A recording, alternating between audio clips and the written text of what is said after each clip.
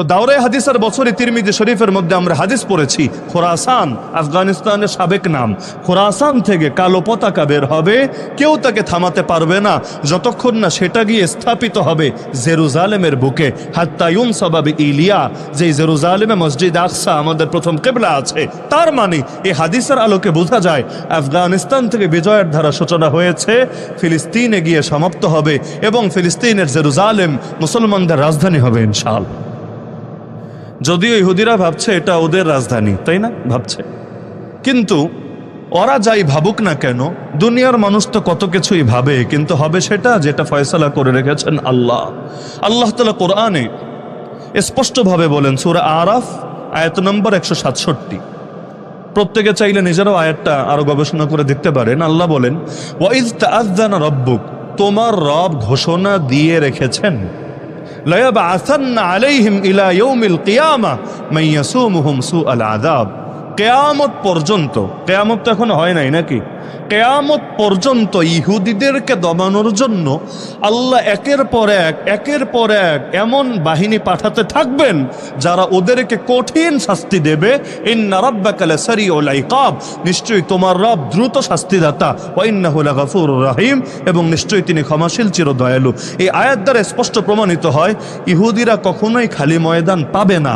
একের পর এক ওদের মোকাবেলায় মুজাহিদিন নামবে ইনশাআল্লাহ। একজন যদি শহীদ হয় আরেকজন এসে নেতৃত্ব ধরবে। এমনকি গোটা হামাসকেও যদি ওরা কখনো শহীদ করে ফেলে, আল্লাহ না করুক, তবুও এটা ভাবার কারণ নাই ওরা স্বাধীনভাবে মসজিদে আকসা ভেঙে গুড়িয়ে এখানে মন্দির বানিয়ে স্বাধীনভাবে ইবাদত করবে না রে।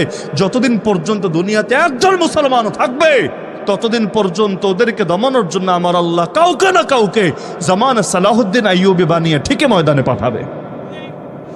কারণ কোরআনে যে ঘোষণা আছে এটা কখনোই ভুল হবে না, ব্যতিক্রম হবে না। আল্লাহ তাআলাই তো সব করেন, বান্দা তো জাস্ট ওসিলা। আল্লাহ কখনো আবাবিল দিয়ে করেন, কখনো সমুদ্র দিয়ে করেন, কখনো ল্যাংড়া মশা দিয়ে করেন। তো যে আল্লাহ ল্যাংড়া মশা দিয়ে করতে পারেন, এই আল্লাহ শক্তিশালী যুবকদেরকে দিয়ে করতে পারবেন না? এটা ভাবে কিভাবে? দুনিয়ায় 200 কোটি মুসলমান আছে, এই 200 কোটির মধ্যে কত সালাহুদ্দিন যে লুকায়া আছে, কোন দিকে কে যে মাথাচাড়া দিবে আর এই জালেমদেরকে ওদের শয়তানি আর ভণ্ডামির প্রতিটা অহংকারকে মাটির সাথে মিশায় দিবে, এগুলো ইনশাআল্লাহ ইতিহাসে স্বর্ণাক্ষরে লেখা হতে থাকবে। তো এখন দেখা যাচ্ছে যে এই দুর্বল মানুষদের দিয়ে আল্লাহ কাজ করায় না। তো 1757-তে স্বাধীনতা হারালাম। এরপর একজন হুজুর একটা ফতোয়া দিয়েছিল, যে হুজুরের নাম শাহ আব্দুল আজিজ মুহাদ্দিস দেহলভী রহমতুল্লাহ আলাইহি, নাম হয়তো অনেকেই শুনেছেন।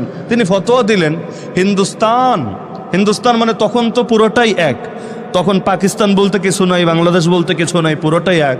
যে হিন্দুস্তান দারুল হারব হয়ে গেছে, কুফুরের ভূমি হয়ে গেছে, এবং এটাকে পুনরায় উদ্ধার করা, মুক্ত করা এবং এখান থেকে ব্রিটিশদের শাসনকে উচ্ছেদ করা প্রতিটা সক্ষম বালেগ মুসলমানের উপর ফরজ দায়িত্ব হয়ে গেছে। মজার বিষয়, যেই সময় তিনি ফতোয়া দিচ্ছেন ওই সময়ও গদিতে যিনি বসে আছেন তিনি মোগল বাদশাহ। তখনও কিন্তু মোগলদের পুরোপুরি উচ্ছেদ হয় নাই, গদিতে মোগলরা আছে। মোগল তো বুঝেন, সে আওরঙ্গজেব আলমগীররা অতীতে শাসন করেছে, ওই বংশের লোকেরাই এখনো গদিতে বসে আছে। তার মানে গদিতে কোনো খ্রিস্টান না, গদিতে কোনো হিন্দু না, গদিতে মুসলমানই আছে। এবং রাজবংশের লোকেরাই, যারা ইতিপূর্বে এই অঞ্চলে ইসলামে শাসন করেছে 1-2 বছর না, শত বছর ধরে ওই বংশের লোকই আছে। তবুও তিনি ফতোয়া দিলেন এটার ইসলামের ভূমি নাই, কুফুরের ভূমি হয়ে গেছে। বলবেন কেন? গদিতে যে ইসলামী লোক আছে এটা উনি দেখে না? হ্যাঁ দেখে, কিন্তু এই ফতোয়া ভুল ছিল না। ওলামায়ে কেরাম এটাকে সঠিক বলে মেনে নিয়েছে। আজ ওই ফতোয়াকে তারা সঠিকই মনে করে। কেন? কারণ গদিতে কে বসে আছে ভাই এটা বড় বিষয় না, আসলে আদর্শ কোনটা চলে এইটা বড় বিষয়। যেমন বাংলাদেশে সর্বপ্রধান গদি তো হলো রাষ্ট্রপতির গদি হিসাবে, তাই না? পতি মানে স্বামী। ওই বলে না অনেক মহিলাকে পতি ভক্ত, স্বামী ভক্ত। তো রাষ্ট্রের স্বামী হলো কে? ধরেন জনাব শাহাবুদ্দিন চুপ্পু সাহেব, তিনি হলেন বাংলাদেশ নামক রাষ্ট্রের স্বামী মানে মালিক, স্বামী মানে আবার ওই বউরে যে বিয়া করে সে না, বিচার দিনের স্বামী কে? আল্লাহ। তো স্বামী মানে মালিক, তো রাষ্ট্রপতি মানে হলো রাষ্ট্রের মালিক। তো সেই হিসাবে সবচেয়ে বেশি পাওয়ার জনাব শাহাবুদ্দিন চুপ্পু সাহেবের থাকার কথা না? কিন্তু আসলেই কি সবচাইতে বেশি পাওয়ার চুপ্পু সাহেবের আছে? অথবা এখন বাদ দিলাম, আগেও কি রাষ্ট্রপতির সর্বোচ্চ পাওয়ার ছিল? আমি আপনারে পদ দিব কিন্তু পাওয়ার দিব না, এতে কিন্তু সমস্যার কিচ্ছু নাই। আপনি এর দ্বারা কোনো উপকারী লাভ করতে পারবেন না। আমি আপনার মাদ্রাসার মুহতামিম বানায় রাখবো কিন্তু মাদ্রাসায় ঢুকতে দিব না। আমি আপনার মসজিদের ইমাম বানায় রাখবো কিন্তু মসজিদের আশপাশেও আসতে দিব না। আমি আপনার চেয়ারম্যান বানাবো, এমপি বানাবো, কিন্তু মাদারীপুরে পাও ফেলতে দেব না। তো কি হবে রে ভাই? মানে এই পদ দিয়ে কি হবে? পদ ধুয়ে পানি খাবে? তো এখন গদিতে যদিও বসেছিল মোগল বাদশাহ, কিন্তু ক্ষমতা আসলে তার হাতে ছিল না, ক্ষমতা ছিল ব্রিটিশদের হাতে, এবং ওরাই কুফরি আদর্শ জারি করেছিল এই দেশে। এজন্যই আমরা বলি নেতা কে এটা বড় বিষয় না, নীতি কি এইটা বড় বিষয়। নেতা যদি আমাকেও বানায় দেন, আমাকে, কিন্তু নীতি যদি আমার উপর চাপায়া রাখেন যে হুজুর আপনাকে এই কুফুর দিয়েই করতে হবে, এর বাইরে একটা কথা বলতে পারবেন না, একটা আওয়াজও করতে পারবেন না, তো কি লাভ হবে? লাভটা কি হবে? এজন্য আল্লাহ রসুল খালি নেতা হতে চান নাই, আল্লাহ রসুল নীতি পরিবর্তন করতে চেয়েছেন। খুব ভালো করে বুঝবেন, মক্কায় নবীকে নেতা হওয়ার অফার দেওয়া হয়েছিল নাকি হয় নাই? হয় নাই?